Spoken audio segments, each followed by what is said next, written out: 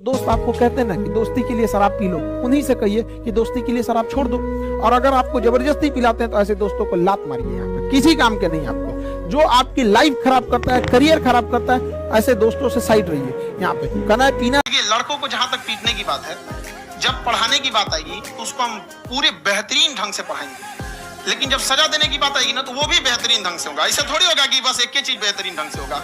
और डर का होना बहुत जरूरी है। ये डर भी अपने आप में एक मोटिवेशन है, क्योंकि जब आपके अंदर एक थोड़ा सा डर रहे ना तो डर के भागिए मत। एक ऐसा डर जिसको आप लगे कि नहीं नहीं थोड़ा सा और करने की जरूरत है, फिर तो ये हम इसको क्रॉस कर जाएंगे आप। तो लड़कों के अंदर ये डर बनाना भी जरूरी रहता है।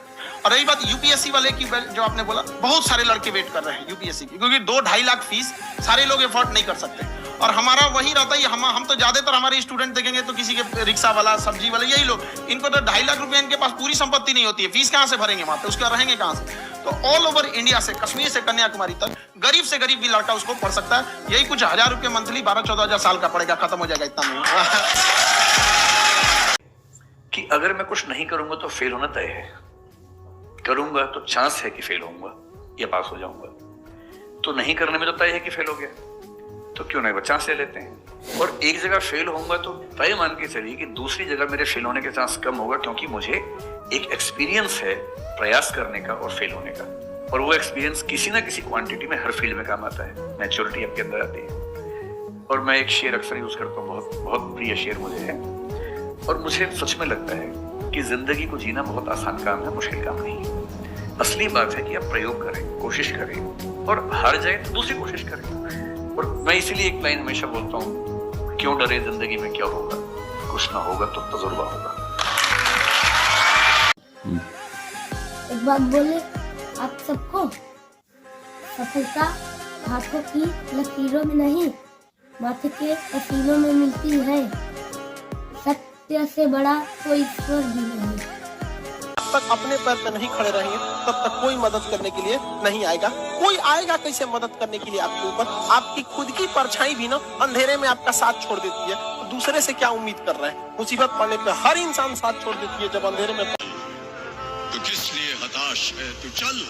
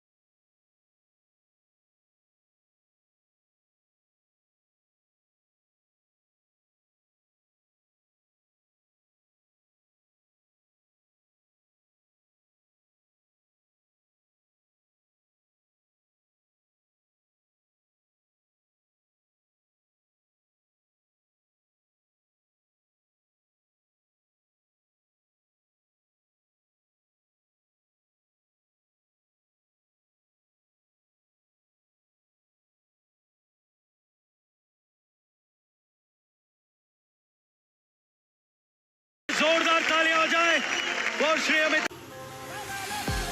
यदि मैं आपसे पूछूं कि सबसे शक्तिशाली व्यक्ति कौन है, सबसे शक्तिशाली व्यक्ति कौन है, तो कोई कहेगा कि जिसके पास पावर है, वेपन्स है, शस्त्र है, धन है, किसी देश का राजा या किसी सल्तनत का वारिस है।